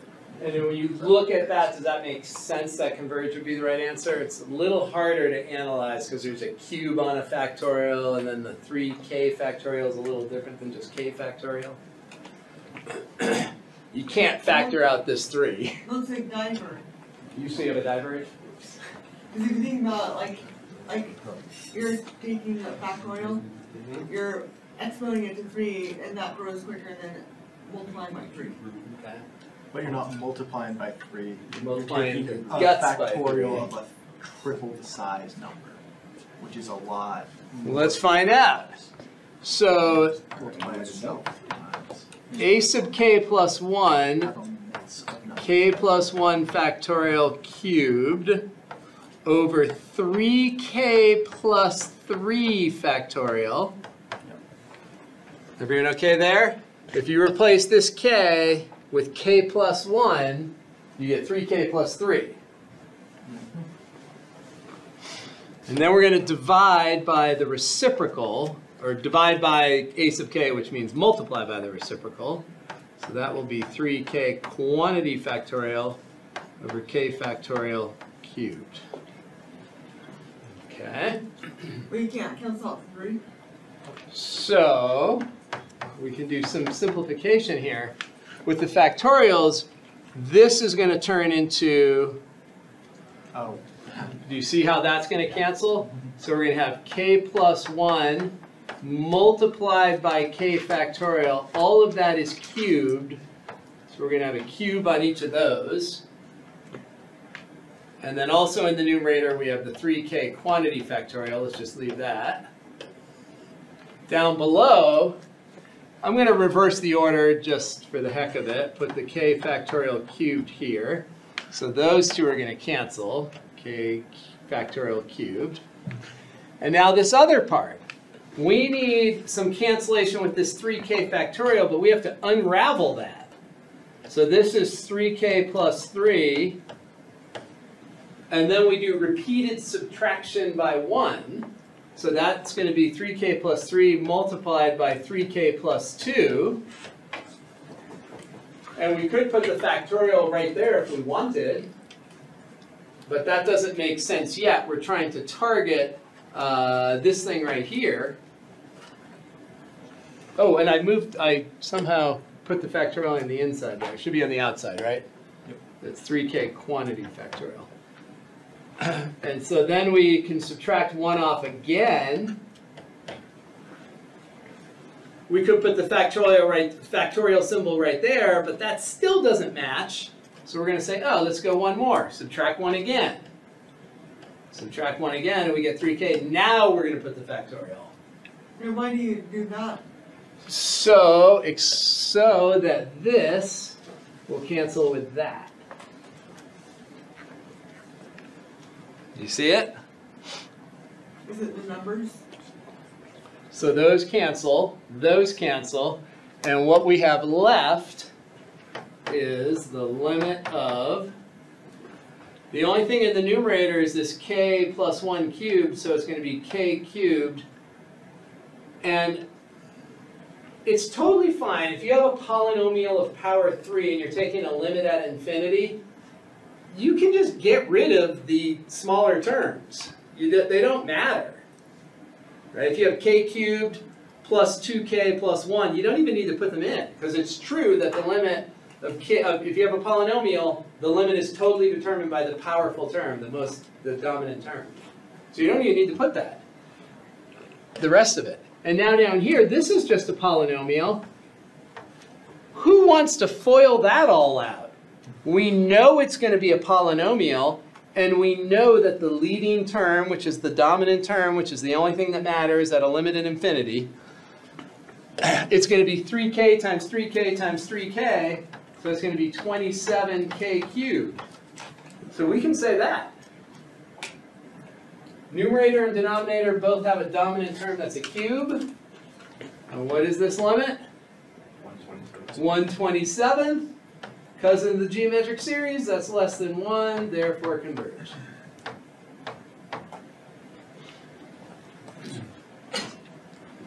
All right, any questions on the algebra there?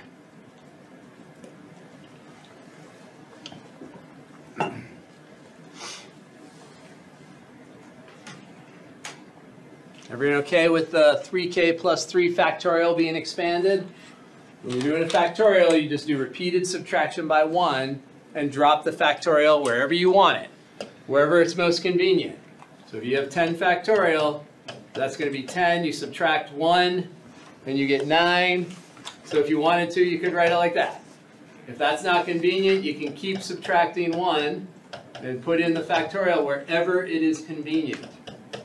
So we just keep subtracting 1 until we get to something that matches in the other part of the fraction. And you'll always get there. The nature of a sub k plus 1 over a sub k, you're going to have a factorial match at some point. Keep subtracting 1.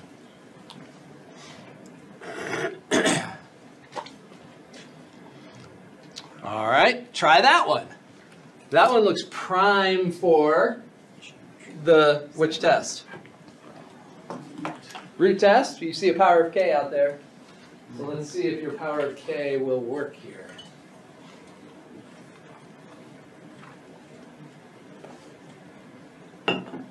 Power of k.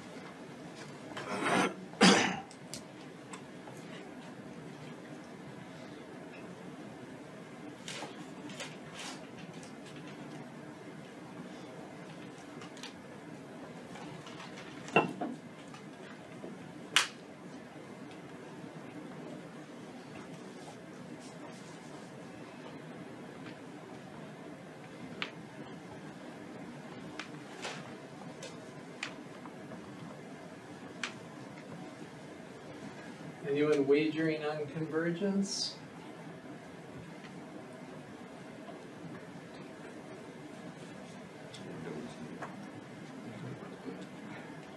So remember log limit.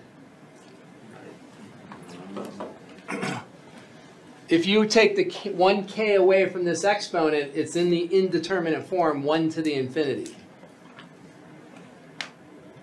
Right, if you take away 1k, if you have 1 minus 1k all to the k, the limit of that is 1 to the infinity, which is indeterminate. So you go log limit.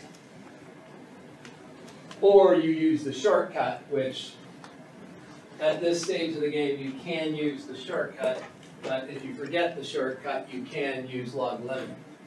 So remember that our shortcut is the limit of 1 plus a over n, as n goes to infinity, so the bn is what?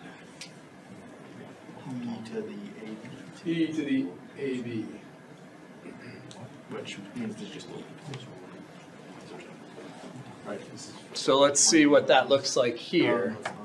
It's negative. So absolute value, do you agree, has no bearing on this one? This quantity here is always positive, so we don't have to worry about don't have to worry about any sign business. We've got that. And the kth root, that's just like multiplying this exponent by 1 over k. We're going to have limit 1 minus 1 over k all to the k. And if we do the e to the ab thing, if we do our shortcut, we kind of think of this minus sign as being in the numerator of the second fraction. And so this limit is e to the negative 1, which is 1 over e, which is less than 1, so therefore converge. Yeah, that negative 1's important. Changes everything.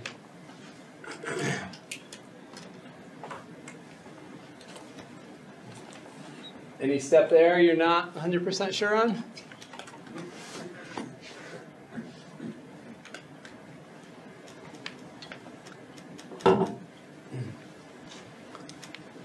Okay. So let's go and start looking at a summary of what we've just done now. So we have 10 tests. And the hardest thing when someone just throws an infinite series your way is the triage. How do you deal with it? So in your mind, the first thing that should at least cross your mind is the divergence test. Because we know that the terms in a series must be going to 0 in order for there to be any hope of convergence. If we are adding an infinite collection of terms together, these must be going to 0. And it's just like inflating a balloon. If you don't start inputting tiny, tiny microscopic amounts of air, the thing's going to blow up. Right? So these have to be going to 0, which is the divergence test. So we talked about the contrapositive. The limit of a sub k equals 0 is necessary, so if the limit is not 0, there's divergence. So that's the first thing we do, is figure out the limit of a sub k. If this is not equal to 0, that means divergence automatically. If it is equal to 0, that test is inconclusive.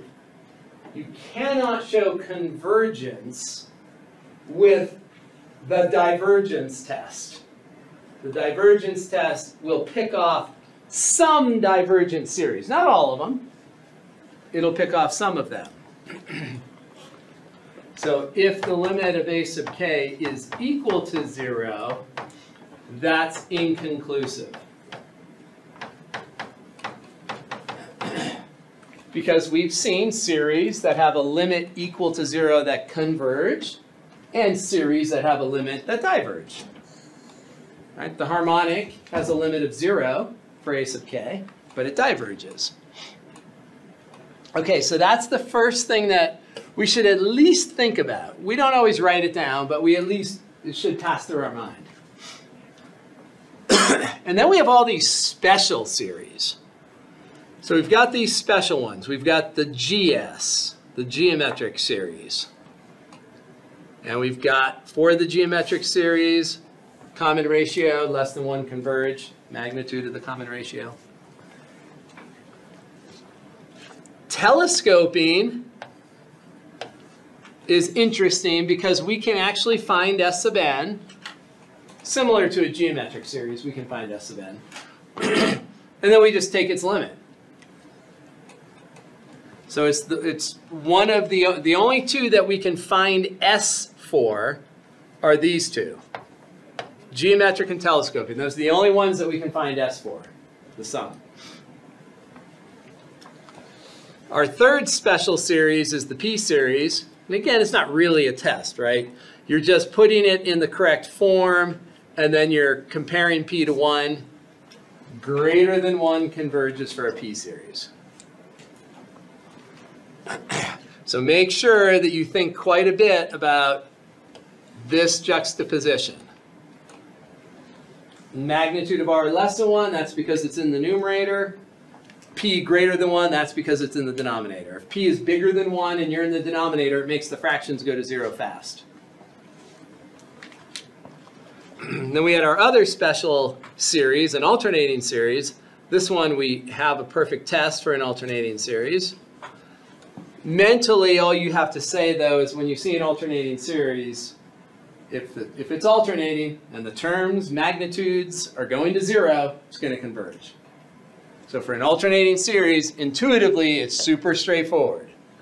So if we have some alternating series, minus 1 to the k, or k plus 1, does not matter. As long as this part over here, as long as these terms are going to 0, like that, we know that's going to converge with the alternating series. All we need here is something that's going to 0. So that, or if we put in a natural log in the denominator, like all these things are going to converge with the alternating series test.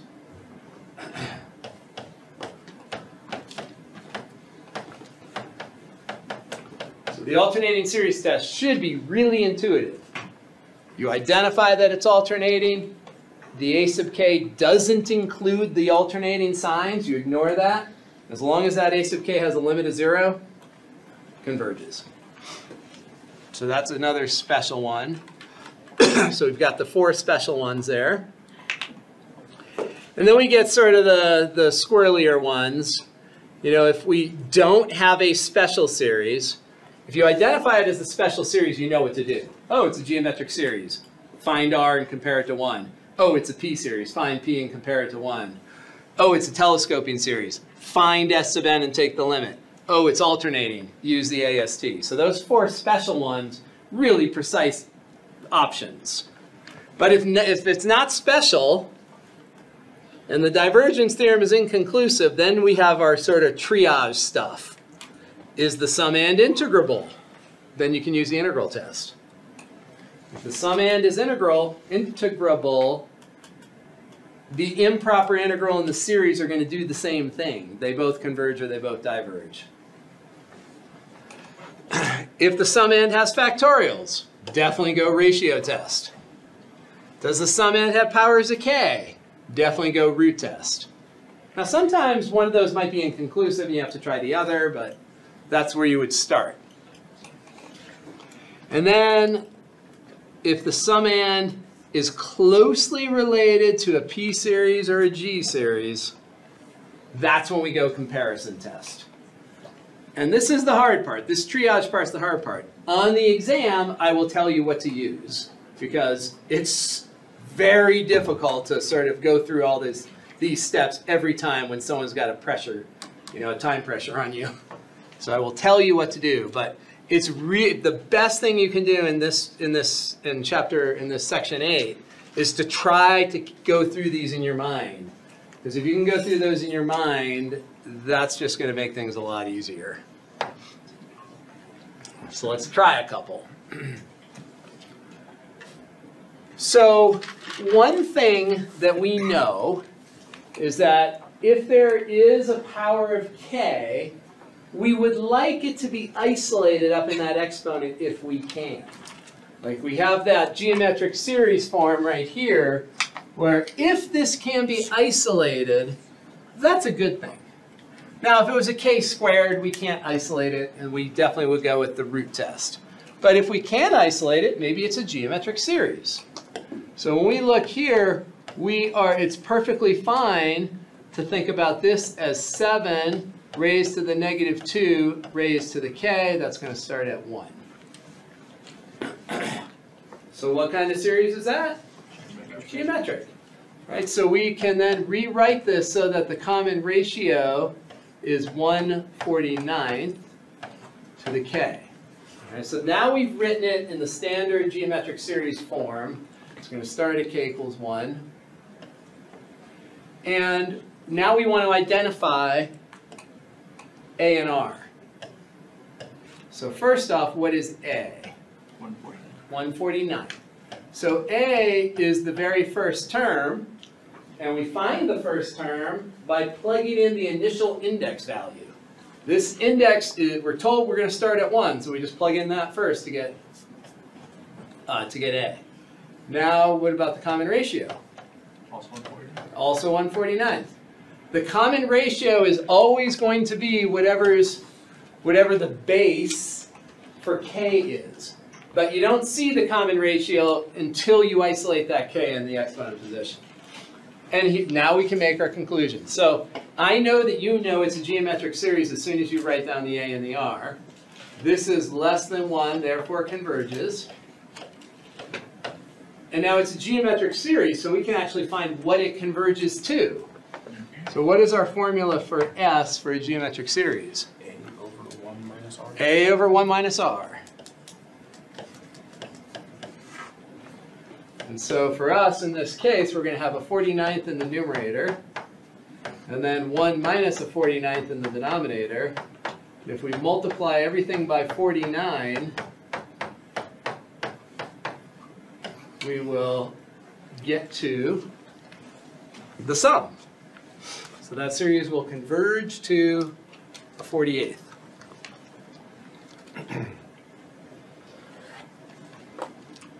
So geometric series, those, you really want to have those down. All right, here's another one that has factorials. What test? Ratio test. Now, what's your intuition here? Converge or diverge? So good, that's good intuition. Diverge. So we're going to take the limit of the ratio of consecutive terms. So we're going to take the limit. Up here, when we replace the k with k plus 1, that's 4k plus 4. When we replace the k with k plus 1 here, that's k plus 1 factorial. So that's k plus 1 times k factorial. And all of that is raised to the 4th power.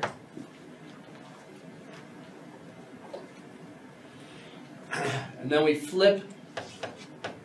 So we have k factorial raised to the 4th power. And then we have 4k quantity factorial down there. All right. So cancellation-wise, I think it's pretty obvious that the k factorial quantity to the 4th, those are going to cancel. This 4th power distributes to the k plus 1 and it distributes to the factorial, so that cancels. This numerator is going to be, let's write the numerator out, 4k plus 4 factorial, so that's 4k plus 4. And then we're going to subtract 1 and get 4k plus 3. We're not going to put a factorial there. That doesn't make sense.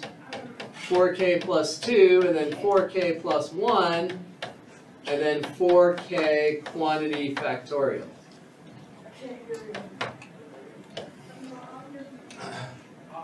And that's going to cancel with the 4k quantity factorial in the bottom. And then we have a k plus 1 to the 4th. That's a 4.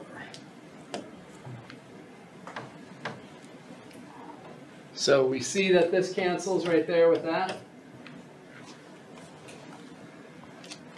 And what is this limit going to be? 256.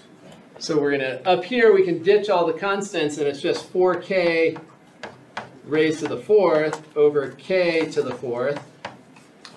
We take the dominant term down here is k to the 4th, that times that times that times that. And what did you say this limit is? 256. 4 to the 4. This is greater than 1, therefore diverge. Good? All right. Have a great Tuesday evening. Looking forward to Tuesday evening. Tuesday evening. What about Wednesday? Have a great Wednesday. Wednesday is such a good day. Thursday's even better. And I guess unless you work all weekend, we love the weekends. Wait, I like the weekend because I like it. Oh, you like going to work? Well, that makes one of us. Just wait. Making money. Just wait. Yeah. Yeah, that. might change eventually. The more I do work, the more you also have to do the physics one. No, it's just, work always goes easy once you're doing it. How we get to the two terms, right? So that 256 is 4 times 4 times 4 times 4. We're going to multiply the 4k by itself 4 times. Yeah. And 4 times 4 times 4 times 4 is 256. So you get 256K. 256k to the 4th. Because it was like, oh yeah, it's gonna be annotated, but So we'll annotated, but we'll have limit of 256 k to the 4th over k to the 4th. Those cancel And those out. cancel each other out. Okay. Yeah, exactly. Yep. Okay, Those cool. cancel. I was like, Yeah, wait so- a minute. Yeah, so we just have to take 4 times these. 4 times 4, so it's 4K times 4, so you're just you're breaking that out. Yep. Okay. Yep. 4k times itself 4 times. So 4 times 4, so 256 plus 4K, and then the 4K, okay. Cool. Yep. Yep. And the k to the 4 is cancel. What is happening over here? Eliminating K. Eliminating k. Scary. K's gone. So Christian, what's your plan?